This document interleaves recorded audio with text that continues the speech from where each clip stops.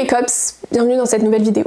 Je suis un peu stressée, wouh! J'ai toujours mon script avec moi, donc vous savez ce que ça veut dire. Hein. Ça veut dire que je vais regarder mes notes, because we are not professional. Alors comme vous le savez, ça fait un moment que je vous parle d'un projet que j'ai envie de faire pour cette année 2026, qui concerne un sujet en particulier, qui concerne la peinture. Et il est temps que je vous en parle un petit peu plus en détail, parce que bon, voilà, j'en ai parlé par-ci, par-là, sans jamais vraiment m'étaler sur le sujet, donc c'est la vidéo des détails finalement. Petite introduction pour celles qui ne me connaissent pas. Moi c'est Joanne et je déteste me présenter comme ça.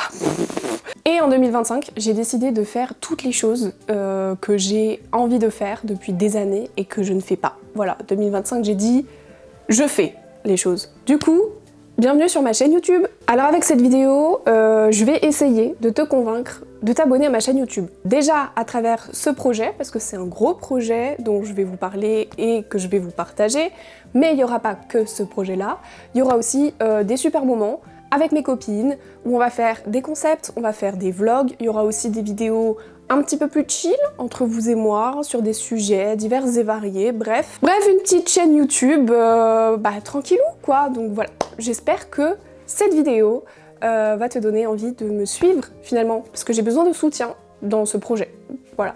Donc merci si tu le fais. Après 3 ans passés à étudier l'art du cinéma et l'histoire de l'art en général, il y a quelques années en arrière, j'ai enfin décidé de me lancer moi-même dans la peinture. Finalement, parce que c'est vraiment un sujet qui me passionnait, que j'ai découvert grâce à la fac, finalement. Université Lyon 2 représente, Bron, bien sûr, les artistes, hein, on était à Bron.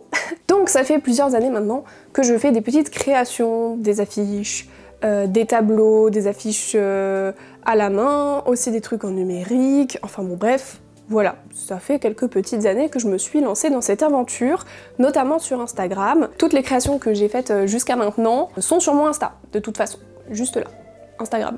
J'ai déjà eu l'occasion de pouvoir exposer mon travail lors du festival Art at Home à Arles, voilà, donc il y avait une grande galerie, j'ai pu exposer mes tableaux, etc. C'était une aventure, une expérience qui était super agréable, surtout que c'est une expérience que j'ai pu partager avec ma best friend forever on the line et mon chéri d'amour que j'aime. C'est niais, mon dieu. Donc voilà, super expérience, j'ai adoré. Après, par contre, je crois que après ce festival, j'ai eu comme un petit goût, en fait, amer à l'intérieur de moi. Tout simplement parce que je me suis rendu compte que ça ne touchait pas les gens, le public, comme je l'avais imaginé, comme je l'avais espéré. Et tout simplement, en fait, je pense, et j'ai compris à ce moment-là que la raison pour laquelle ça ne résonnait pas, en fait, chez les gens, c'est tout simplement parce qu'il n'y avait pas de fond. Voilà, il n'y avait pas vraiment de sens à ce que je faisais. Et donc, ça m'a créé un peu de frustration vis-à-vis de ça. La frustration, voilà, de pas trop savoir pourquoi je faisais ça. Alors, j'avais un style graphique qui était, on peut dire, je crois, original, intéressant, stylé, mais ça s'arrêtait là, quoi. Il n'y avait pas plus de profondeur que ça, et du coup, ça m'a saoulée. Voilà, tout simplement. Si vous entendez des bruits, des bruits bizarres, alors pour celles qui sont habituées, hein, vous savez ce que je vais dire, pour celles qui ne savent pas, ce sont mes chats. Voilà, j'ai 3 chats qui trouvent toujours l'opportunité de faire des cascades du turfu quand je tourne mes vidéos. Viens toi. Salut. Oh mon bébé d'amour. Vous êtes sage un petit peu s'il vous plaît. Non mais je suis sérieuse hein. Donc voilà, il n'y avait pas de fond pour les gens et puis pour moi non plus en fait, il n'y avait pas de fond. Voilà. Donc j'avais beaucoup de frustration et en fait je me disais à quoi bon passer autant de temps sur quelque chose qui n'a pas de sens. En fait. Et puis aussi, je commençais à faire le tour, à avoir fait le tour de ce style de dessin, de ce style graphique, en fait. Voilà, c'était sympa à 5 minutes, puis bon, après, flemme, quoi. Bon, bref. Ceci étant dit, du coup, j'ai tout arrêté, voilà, pendant un moment. Déjà parce que je prenais pas de plaisir, plus de plaisir à faire ça, que ma situation perso aussi avait changé, c'était un peu plus complexe, j'avais plus en fait de temps pour faire ça, Et puis je voulais surtout me donner un temps de réflexion pour trouver en fait un moyen de donner du sens à ce que je fais, de trouver une raison en fait de peindre, une raison de produire quelque chose. Qu'est-ce que j'ai envie de peindre et pourquoi j'ai envie de le peindre aussi? Je trouve que la question du pourquoi, elle est importante, parce qu'on peut avoir envie, mais pourquoi on a envie de peindre telle ou telle chose, ou de le montrer au monde en fait, de le partager au monde. Donc bref voilà, ça c'est resté dans ma tête pendant un petit moment, donc je ne faisais rien à part réfléchir. Ça m'a créé énormément de complexes et de frustration parce que je ne trouvais pas en fait. Pendant presque un an je n'ai rien fait parce que je ne trouvais pas de réponse de solution en fait à ce problème-là, à cette question-là. Et en fait je commençais à me dire que peut-être qu'en réalité je suis une grosse impostrice et que juste l'art, faire de l'art, n'est juste pas fait pour moi. On peut l'apprécier, le regarder, l'étudier, etc. d'accord, mais on n'est peut-être pas tous faits pour en faire. Et moi, j'ai commencé à penser que juste c'était pas mon truc et que fallait que je lâche l'affaire, quoi. Et puis, un jour, je voulais recommencer à griffonner quelques petits trucs. Je me suis dit, c'est pas en ne faisant totalement rien que tu vas avoir de l'inspiration, Joanne. Il faut que tu essayes de griffonner quelques trucs, tu fais des petits dessins, tu fais des petites formes, des trucs pour explorer. Peut-être qu'en explorant, ça va te faire un petit déclic. J'avais raison. Plot twist, j'avais raison. Un jour, j'ai acheté des pastels. Il y a un cheveu là, vous le voyez peut-être pas, mais voilà, merci. J'ai acheté des pastels secs, parce que je me suis dit, c'est un truc que j'ai jamais essayé, et puis j'aime bien le fait de pouvoir, c'est pas mélanger le mot, c'est quoi? De pouvoir blender. Putain, comment on dit en français? Je suis trop matrixée par le make-up. Estomper! Merci. De pouvoir estomper en fait la matière, ça peut créer des trucs intéressants, etc. Enfin bon, bref. Avec ces pastels, j'ai fait ça. Et alors là, en fait, quand je fais ce dessin, en fait, ça me fait comme un déclic. Je sens qu'il se passe un petit truc en moi, une petite énergie là qui se remet en place, une petite inspiration, une petite fougue, une satisfaction que j'avais pas ressentie en faisant quelque chose depuis un moment. Et donc je fais ce dessin et puis je me dis, il faut que je le fasse en peinture. Et alors en fait, jusqu'à présent, je faisais, mais tous les tableaux que j'avais fait jusqu'à présent, je les avais fait au Posca. Voilà, à la main comme ça, et je dessinais sur la toile. Et c'était une envie que j'avais depuis un moment de réussir à transposer ce style-là que j'avais avec de la peinture à l'huile sur une toile. Donc je me suis dit, c'est le moment d'expérimenter un petit peu cette envie-là. Du coup, j'ai fait ce tableau. Et clairement, c'est grâce à ce dessin et ce tableau, je pense que j'ai vraiment eu le déclic. J'ai pas seulement débloqué en fait l'inspiration qui me manquait jusqu'à présent, je pense que j'ai eu le déclic concernant l'entièreté en fait du projet. C'est à ce moment-là que j'ai senti là, dans mon estomac, là, vous savez, là, quand vous êtes tout excité, quand vous avez une idée et une fougue comme ça, créatrice, créative, ou les petits papillons dans le ventre, là, comme ça, qui vous dit, là, tu tiens un truc, là, tu tiens un banger. Et donc, grâce à ça, je pense que j'ai compris, enfin, à ce moment-là, ce que je voulais vraiment insuffler dans mes créations, ce que je voulais dire, ce que je voulais faire, et aussi, j'ai trouvé le pourquoi. Enfin, c'est venu peut-être un petit peu plus après, mais en tout cas, c'est à ce moment-là que tout mon cheminement, mon chemin de pensée est arrivé, en fait, tout simplement. Et donc, j'ai trouvé les réponses à ces questions que je me posais depuis presque un an. Et en fait, la réponse, elle était finalement relativement plutôt simple. Je ne sais pas pourquoi j'y ai pas pensé avant, mais voilà. Qui est que je veux, en fait, me peindre moi. Enfin, je veux pas me peindre moi, c'est très égocentrique, c'est pas ça. Je veux peindre mon moi. Je veux peindre mes émotions, mes sentiments, mes états d'âme, ma conscience. Je veux peindre ce que je suis, qui je suis, au plus profond de moi-même. Là, dans mes entrailles. Et c'était ça le truc que j'ai toujours voulu faire, mais que je pense que je me rendais pas compte que j'avais besoin de faire ça. Ou c'est très complexe, bienvenue dans ma tête. Voilà, si vous savez pas ce qui se passe pendant que je fais mes insomnies, il se passe exactement ça. Et en fait, je pense que de manière générale, ce projet dans son ensemble, c'est moi, c'est mon âme finalement, si vous me permettez d'utiliser des grands mots. C'est mon âme et c'est mon intimité. Vraiment, c'est qui je suis et à quoi sert l'art si ce n'est pas pour se mettre à nu, finalement. Ou se révolter, ou dénoncer, bref, le débat est ouvert. Donc ce premier tableau que j'ai fait, au départ, je voulais l'appeler Guérir, ou Guérison, un truc dans le genre. Et puis après, parce que c'est vraiment ce que j'ai ressenti, en fait, ce tableau-là, je pense que vraiment il m'a permis de renouer avec plein de choses, en fait. Il m'a permis de renouer avec ma créativité, mon inspiration, et aussi un peu avec moi-même, parce que je sortais d'une période 2025, ça n'a pas été ouf. Enfin, j'ai connu pire, hein, mais c'est pas ce à quoi je m'attendais. Donc je sortais d'une période très complexe, de doute, de perte de confiance en moi, etc. Et donc en faisant ce tableau, je me suis... ça m'a soulagée en fait, je me suis retrouvée. C'est pour ça que Guérir, je voulais l'appeler comme ça. Après, donc j'ai réfléchi, ça fait des mois hein, que je l'ai fait ce tableau, je l'ai fait en 2025. Hein. Après des mois de réflexion, en cherchant un petit peu plus, parce que guérir, guérison, bon c'est pas très recherché, c'est un peu plan-plan, je sais pas. Je me suis dit pourquoi pas l'appeler Anima.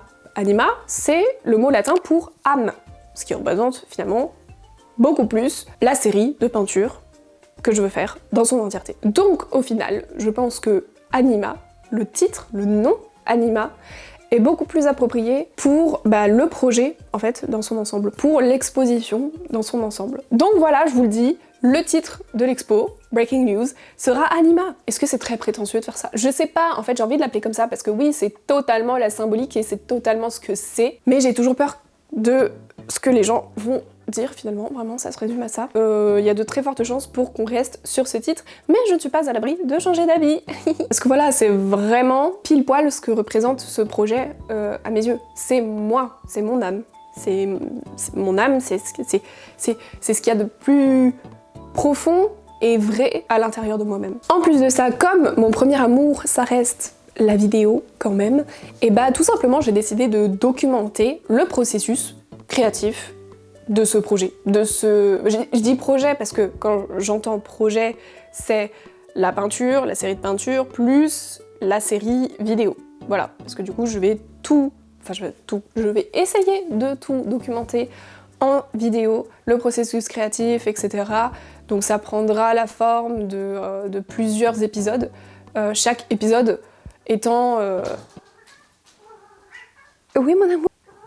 Oui, je parle aux gens. Oui, je parle toute seule à tes yeux, mais... Oui, donc chaque épisode étant dédié à un tableau. Il y a autre chose aussi à travers cette petite série d'épisodes que j'ai envie d'insuffler peut-être, c'est déjà d'expliquer un processus créatif, certes, mais aussi peut-être de sensibiliser des gens qui ne sont peut-être pas du tout forcément familiers avec la peinture, l'art au sens plus global du terme, et j'ai envie que vous puissiez regarder cette série de vidéos même sans avoir d'intérêt de base pour la peinture. Voilà, j'ai envie quand même que vous puissiez passer un bon moment et peut-être même vous sensibiliser à l'art et que ça devienne un centre d'intérêt pour vous. Aussi de comprendre la démarche artistique, comment je construis ce projet, quel sens je lui donne, etc., etc. Vous l'aurez compris, c'est donc grâce à ce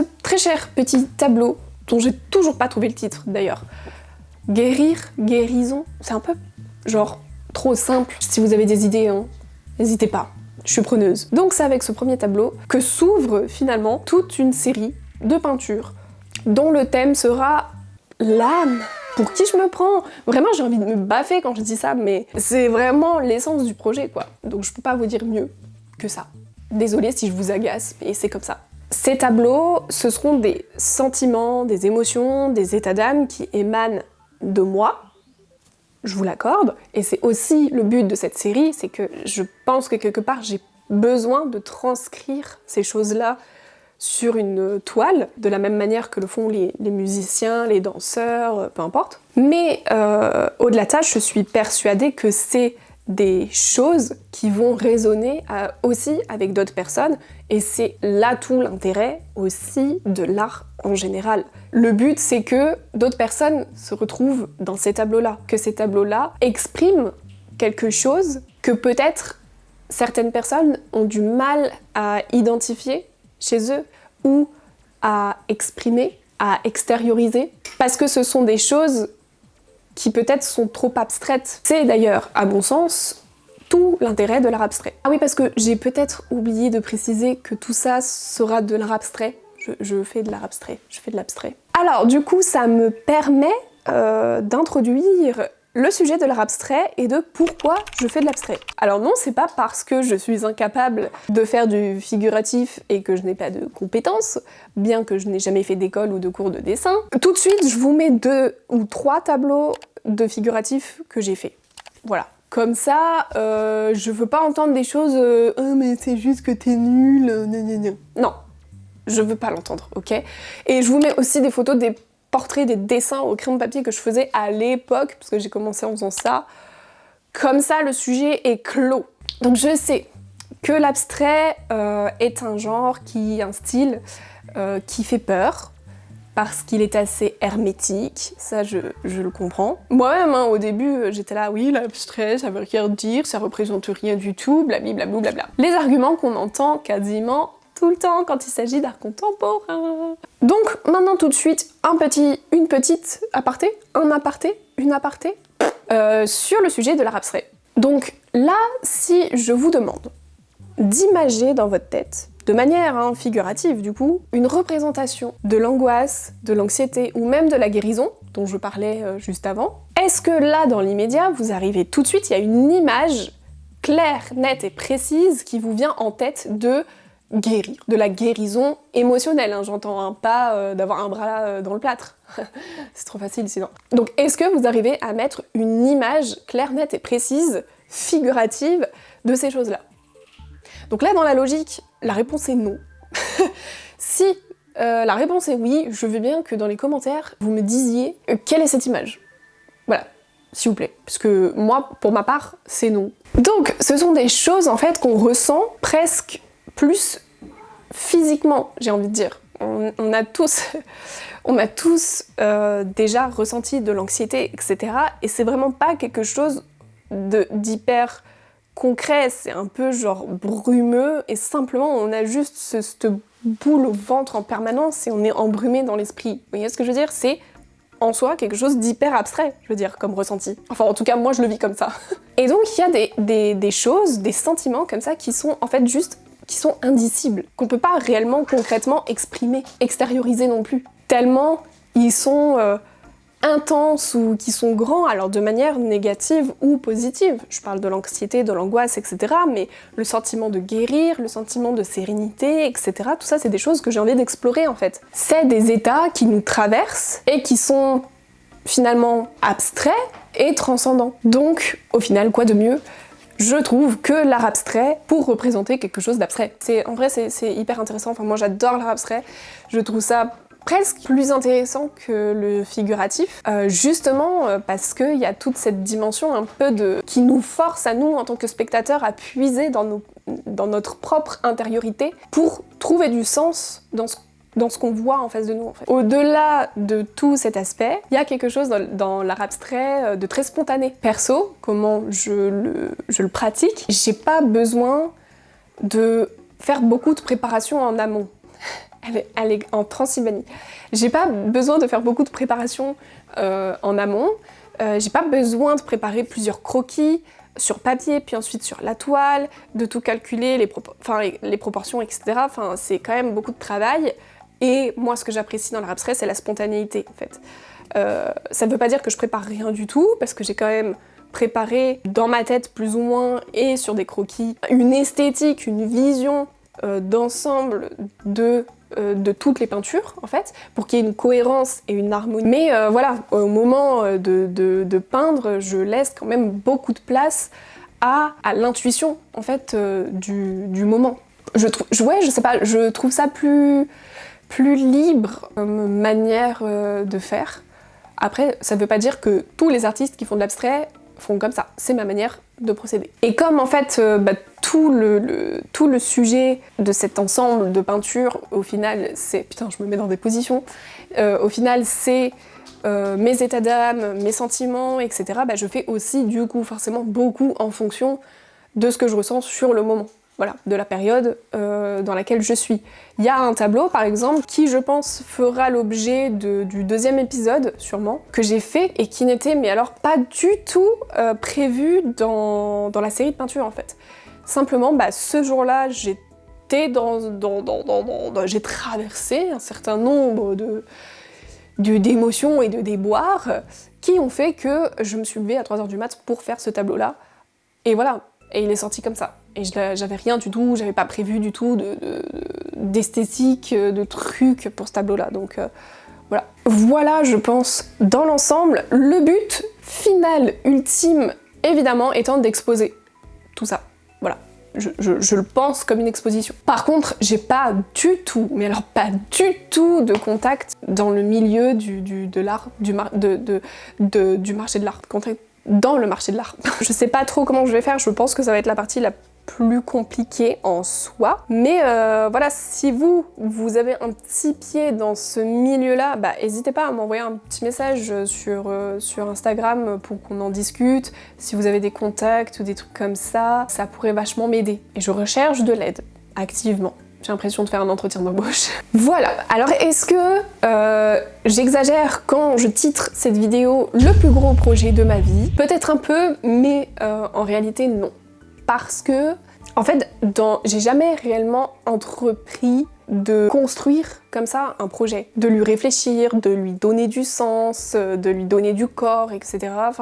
Et de lui donner une forme concrète, comme par exemple là, d'en faire des vidéos que je partage quoi. Et en plus je crois que c'est la première fois que je trouve réellement du sens dans ce que je fais, dans ce que j'ai envie de faire, quelque chose qui a vraiment un sens, qui a un but, où j'ai une vue d'ensemble sur ce que je veux que le projet soit et sur ce que je veux qu'il m'apporte aussi. Donc je me retrouve vraiment sincèrement dans tout ça, que ce soit sur le côté artistique avec la peinture, que sur le côté vidéo en fait.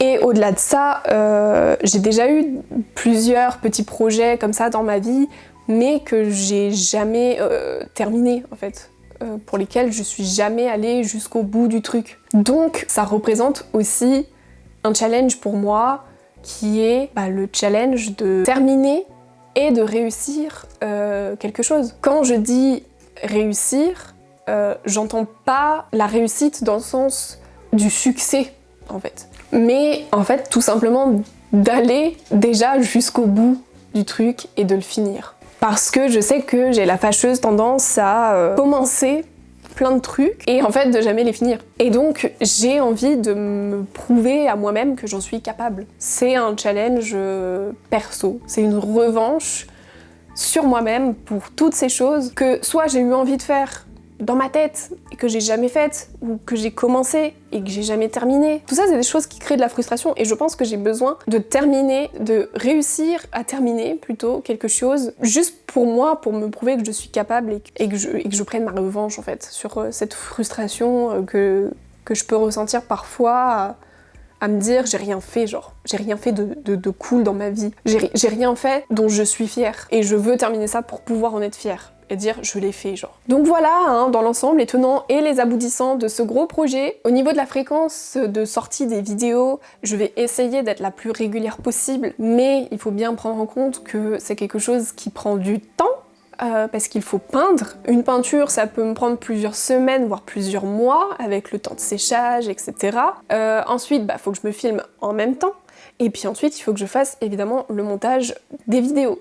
Donc voilà, j'espère potentiellement avoir un peu d'aide au niveau des montages. En tout cas, écoutez, merci d'avoir regardé cette vidéo jusqu'au bout. J'espère avoir piqué votre curiosité avec ces petites explications. Vous pouvez, en attendant la sortie de la première vidéo, du premier épisode, me suivre sur Instagram où je fais de temps en temps des petits updates. Et bien sûr, de toute évidence, vous abonner à ma chaîne YouTube, ça me ferait plaisir. En mode, je fais une liste de cadeaux pour Noël. Non mais voilà, si vous avez envie de suivre ce projet et aussi d'autres aventures à côté, il n'y aura pas que ça, comme je le disais en début de vidéo, j'aime bien faire des petits vlogs avec mes copines, je vais essayer de faire un petit peu des concepts aussi avec elles, tout ça, des petits podcasts, des choses un peu plus tranquilles, tout ça.